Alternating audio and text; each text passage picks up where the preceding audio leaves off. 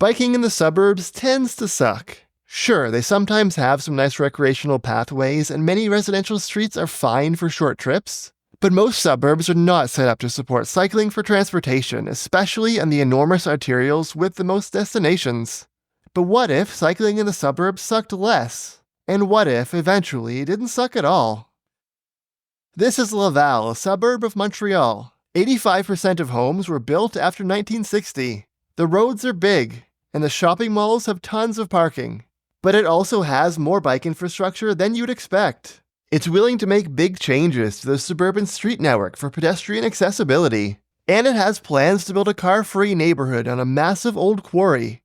We've actually had bike lanes going back forever, pre-2000, but a lot of them were more like recreational routes, through parks, bidirectionals. This is Julien. He works for the city of Laval on cycling and pedestrian projects.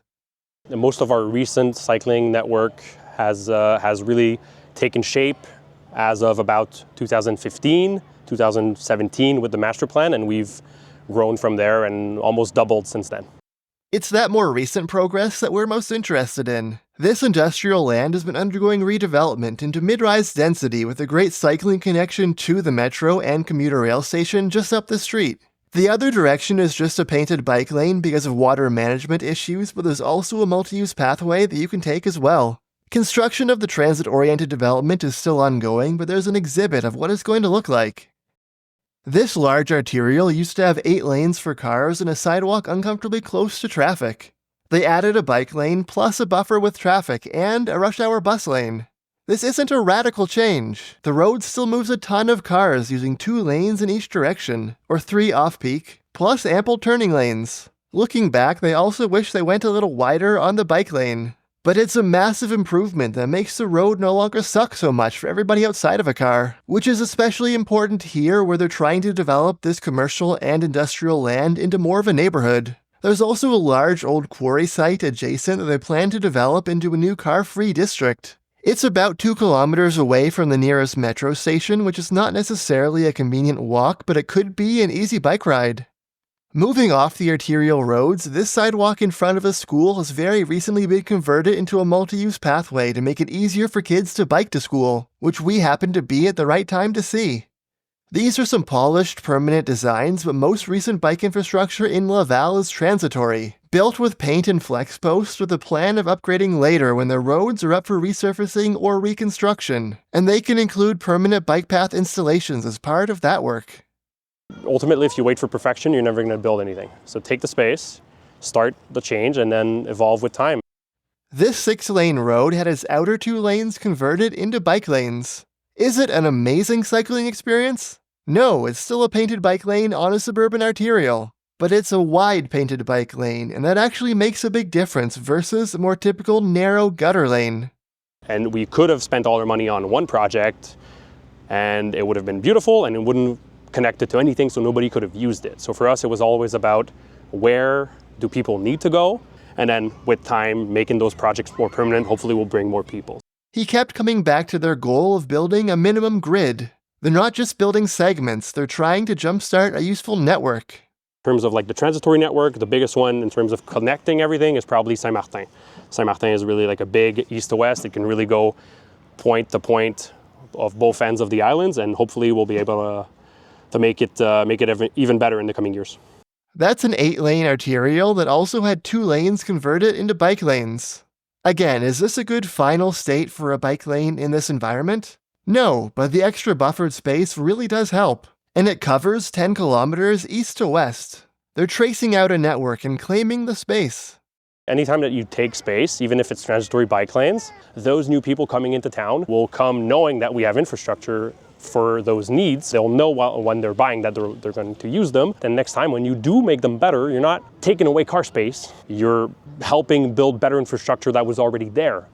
They're also using neighborhood streets. When I was here a year ago, I rode on this 2-way bike lane in front of a school that had existed for a while. Since then, it was upgraded to much wider 1-way bike lanes on each side of the street, which involved making the street one direction for cars. They're using 1-way street configurations to calm traffic in some of these residential neighborhoods. Contrary to the arterials, paint and flex posts don't feel as lacking on smaller streets like this. This is part of the Route Verte, Quebec's very popular network of recreational pathways. It cuts through the center of Laval and has existed for a long time, but they made a major safety upgrade recently. Previously, the bridge from Montreal exited beside a fence and train tracks with bad visibility. They closed off that path and rerouted it for better visibility and to line up better with the connecting street.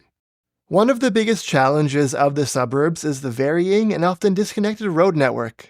When a house is being sold on the market and it offers a perfect connection that you're missing, you could add that connection in. One thing Laval has done is actually buy houses to demolish and make a pedestrian and cycling connection. This one gives more than 3,000 people easier access to a train station.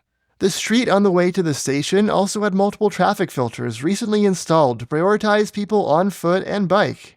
Not too far away, another thing they did is take this uncompleted road segment that lasts for 250 meters and make it car-free, prioritizing street connectivity for active transportation. Finally, on the model of this bike garden back in Montreal, which provides a place for kids to play and learn how to ride bikes, Laval also built their own bike garden in this park. It includes signs, lights, lanes, curbs, and right beside there's a pump track. Like the one in Montreal, while I think they do lessons too, most of the time it's a place to play and practice. Aside from the gaps in the bike network that still exists, what are the weaknesses of the cycling experience in Laval? Snow clearing would be one. We don't have an official winter network, so like four-season network. So like anything that's polyvalent is often going to get cleared, and it leads to a minimum grid that works most of the time in the winter, especially in the downtown Laval core. But we have to move forward with more in the future. The issue is obviously funding, and we really have to work on optimizing how we use to clear snow. We're used to big streets, big machines. We have to work on diversifying our equipment and making our processes more centered on the human experience, for sure. Intersections are also a problem. Biking on the straightaways is better than you expect because of the wider than normal bike lanes, but you still have to deal with some pretty gnarly suburban intersections. A place like this would benefit a lot from a Dutch-style protected bike intersection, and while it is on their radar, including the Ottawa Design Guide, they don't have any at the moment. Not a lot of places in North America do, but it's important enough to keep mentioning. Another problem I encountered is that bike lanes can end up full of garbage and recycling bins on pickup day, which for a few reasons isn't as big of a problem back in Montreal. So how much cycling is there in Laval? Recreational cycling is quite common, like in a lot of Quebec, centered around the Route Verte and the bridges connecting to Montreal in the south and to other suburbs in the north. Cycling for transportation is less established, although not rare. According to the big Origin Destination study released recently, while both car and transit trips in Laval fell over the past 5 years with work from home, active transportation trips have actually increased, although the data currently available doesn't distinguish between walking and cycling. One big point of optimism is the expansion of Montreal's bike share service into Laval, which I actually used earlier this year for a last-mile trip from the end of the metro to an event here. Bixi has been in Laval since 2019. Prior to this year, we had grown to 26 stations. By the end of next year, we'll have tripled the Bixi network in Laval to 75 stations. So it's a really single-year big push expansion. And we're going to also look towards expansion in terms of new neighborhoods that really haven't had the pleasure of having the service yet. In a lot of ways, Bixi has replaced the mountain of bikes that I have gathering dust at home because it's a lot easier for everyday use. They also have those e-scooter rentals, and if those are going to work at all, you're going to need, you guessed it, bike infrastructure. As people from elsewhere in Quebec or even Laval itself will tell you, Laval is not exactly the first place that comes to mind as an urbanist paradise. And frankly, it's not. But they've made meaningful incremental progress, and although the experience isn't always seamless, it's a lot more functional than you'd expect for a North American suburb. And they're serious about experimenting and improving. To summarize their approach to cycling infrastructure in the suburbs, 3 points. Number 1, take the space. Wide painted bike lanes are a lot better than narrow painted bike lanes, and they provide a good starting point for permanent installations later. Number 2, aim for a minimum grid of coverage. Bike infrastructure only makes sense as a network. Number 3, try to tame the car-centric suburban street network by creating new pedestrian and cycling connections and shutting down less essential ones for cars. Thanks for watching through to the end of the video. Don't forget to like and subscribe, and a special thanks to our supporters on Patreon.